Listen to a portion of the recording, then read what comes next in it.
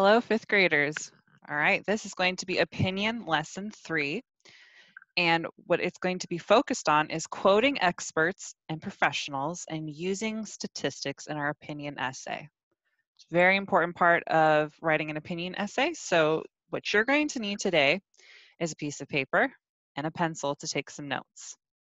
Let's go ahead and get that. Pause this video if you need to and get your paper and pencil ready. So just a reminder, when we're writing an opinion essay, the main reason that we are writing it is we are always trying to convince our reader. We're always trying to convince our reader to come to our side of the argument. So the things that we do is we write our opinion, we give lots of reasons, we add details, we use some sparkly words, we talk back nicely, that's about that counterclaim, we're friendly, and we quote experts. We don't necessarily use a rating system. But today, what we're going to focus on is quoting experts. So, at the top of your page, I want you to write, why do we quote experts and use statistics? Now, those of you that are not familiar with the word statistics, statistics are when you're using like a study or anything that has to do with a percentage or an amount of certain things, like this is how many children get chocolate milk at school every day. This is percentage. This is how many people benefit from not having chocolate milk at school. And you guys know what experts and professionals are. So, right, why do we quote experts and use statistics? One reason is to help make our argument stronger. We are always trying to make our argument stronger to persuade our reader to come to our side of the argument. We also do it to show our reader that we have done a lot of research on our topic.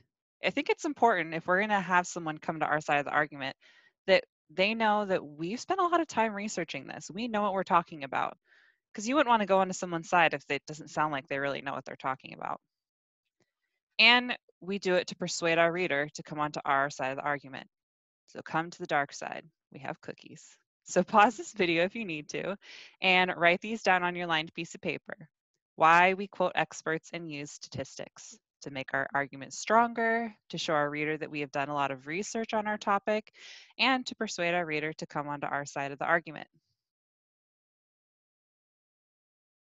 So let's look at some examples. So this next example, this person believes that homework should not be done in elementary and middle school. They stated their claim early on in their essay. They've probably attacked the counterclaim, and they've listed the reasons why they think it should not be served in, or why homework should not be done in elementary and middle school. Now they're going to use a professional to help strengthen their argument. So here's what they used. Most of what homework is doing is driving kids away from learning, says education professor Harvey Daniels.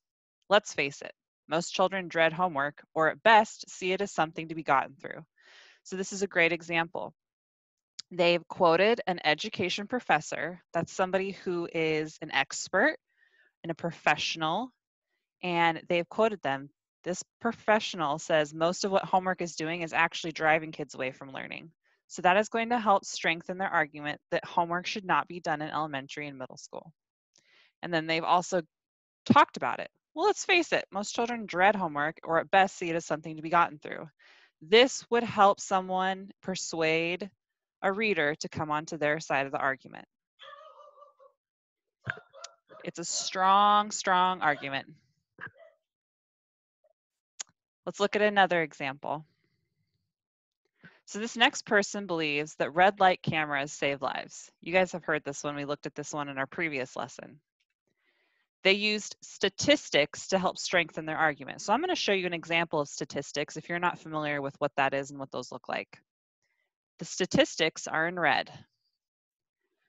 So here we go. Having the cameras in place also motivates drivers to slow down and stop because they fear getting tickets and having to pay fines. According to a study, so this is a statistic from a study, according to a study by the Institute of Transportation Engineers, in just 1 year alone, with the cameras installed, tickets decreased by about 68% in San Francisco. In Los Angeles, results were even better with a decrease of 92%. On the other hand, when the cameras were removed in Virginia Beach, within just a few months, the number of violations tripled. These drivers knew they were no longer being watched, and it obviously made a difference. The red light cameras definitely influence drivers' decisions because no one wants to pay a traffic ticket. So that is different than quoting a professional.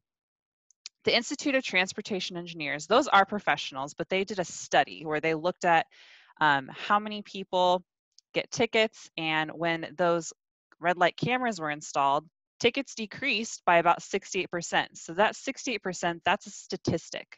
That helps show your reader that, hey, look, here is proof that red light cameras decrease people getting tickets and they help save lives. And here's another example. And then here's another example. So they used 3 examples and 2 different statistics to help with that. Actually, 3 different statistics. So it's really important to use statistics and professionals when we are writing our opinion essay. And that is a victory. So our next assignment, your next assignment, is you're going to research the professionals and experts and statistics of your topic. So for example, you're going to go onto Google and you could maybe type in something like, what do professionals say about blank? And you would fill in the blank with your topic. What are the statistics about blank? So fill in that blank with your topic. You're going to write down the quotes from professionals and experts that you find, and you must save the URL, the website link, so that you can quote it in your essay. We also need to use it in our bibliography. And you're going to write down the statistics that you find and save that URL in that website so that you can quote it in your essay. Because according to this website or according to this professional, and you need to quote that in your bibliography. So let me show you an example of what mine would look like. So this is again talking about chocolate milk. It may not seem like a huge difference, but over time that extra sugar and calories add up, especially when they're consumed daily at school and as part of an already too sugary diet, explains Joy Bauer, RD, nutrition and health expert for the Today Show and Everyday Health. There I am quoting an expert, and that helps strengthen my argument that chocolate milk should not be served in schools. Now let's look at a statistic that I found. A recent Emory University study found that added sugar accounts for 20% of teens' daily calories. So if they're already getting a lot of sugar and a lot of calories, then having that added sugar in chocolate milk is not going to help. That's what this statistic helps prove. And then I saved the website that I found these on. So these both came from the same website. I have my professional and her quote here, and then I have my statistics written down here. So get those notes out, get ready to research and write those down. And I will see you next time for our next opinion lesson.